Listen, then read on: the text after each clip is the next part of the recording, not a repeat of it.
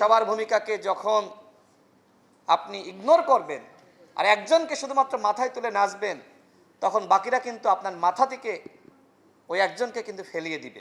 আমাদের প্রধান উপদেষ্টা তিনি পদত্যাগ করতেছেন, এরকম গুঞ্জন সারা দেশে ছড়িয়ে দেওয়া হলো।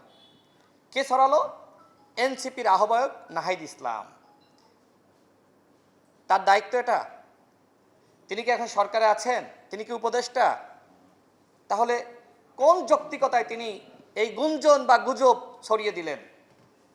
আমার কাছে যেটি মনে হয়, আপনারা জানেন যে এনসিপির দুইজন প্রতিনিধি যারা এখন সরকারে রয়েছে উপদেষ্টা হিসেবে, প্রত্যেকটা দল মোটামুটি তাদের পদত্যাগের দাবিতে আন্দোলন শুরু করেছিল।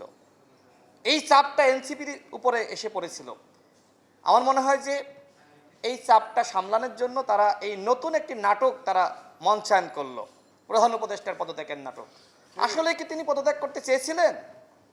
যদি পদত্যাগ করতে চাইতেন, প্রধান উপদেষ্টা নিজে বলতেন যে আমি এই কারণে পদত্যাগ করতে চাই, আমি দায়িত্ব পালন করতে পারতেছি না।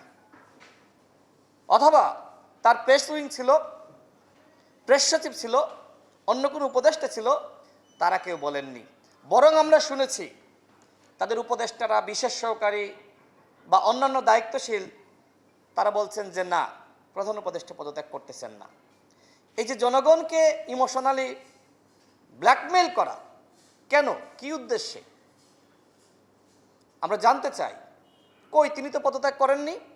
আমরা একদম শুরু থেকে বলে আসছি প্রধান উপদেষ্টা পদত্যাগ করবেন না, বলেছি না? আপনারা সাংবাদিক ভাইরা দেখেছেন, আমাদের বক্তব্য শুনেছেন। শুরু থেকেই বলেছি যে না, তিনি কেন পদত্যাগ করবেন? আমরা কি কেউ তার পদত্যাগ চেয়েছি? এদেশের 18 কোটি মানুষ ডক্টর মোহাম্মদ ইউনূসের পদত্যাগ চায়নি, পদত্যাগ দাবি করেনি, ভবিষ্যতেও করবে না। আমরা চাই তিনি দায়িত্ব থাকাকালীন সময়ে গণহত্যার বিচারের প্রক্রিয়া শুরু করবেন।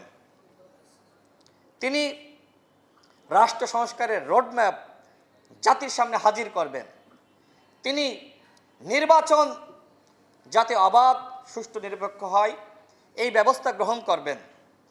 জাতিকে একটি আন্তর্জাতিক মানের নির্বাচন উপহার দিবেন। আমরা সেই প্রত্যাশা তার কাছে রাখি।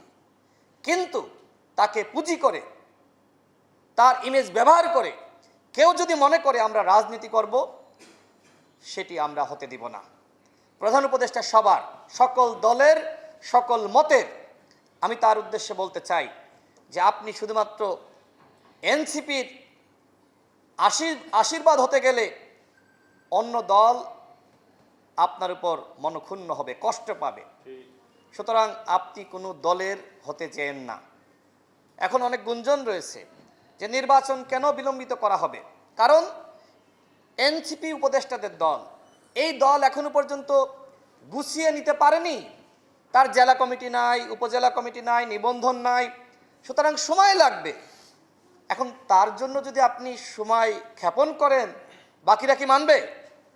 গণ অভ্যুত্থান এনসিপি করে নাই, শুধু গণ অভ্যুত্থান বা বিএনপি করে নাই, শুধুমাত্র গণ অধিকার পরিষদ করে নাই, আমরা সবাই মিলে গণ অভ্যুত্থান করেছি। প্রত্যেকটা দল, মত, সংগঠন, ব্যক্তি পর্যায়ে এদেশের 18 কোটি মানুষ, সবার ভূমিকা রয়েছে। কিন্তু সবার ভূমিকাকে যখন আপনি ইগনোর করবেন আর একজনকে শুধুমাত্র মাথায় তুলে নাচবেন, তখন বাকিরা কিন্তু আপনার মাথা থেকে ওই একজনকে কিন্তু ফেলিয়ে দিবে। বর্তমানে আমরা সেটিই লক্ষ্য করছি।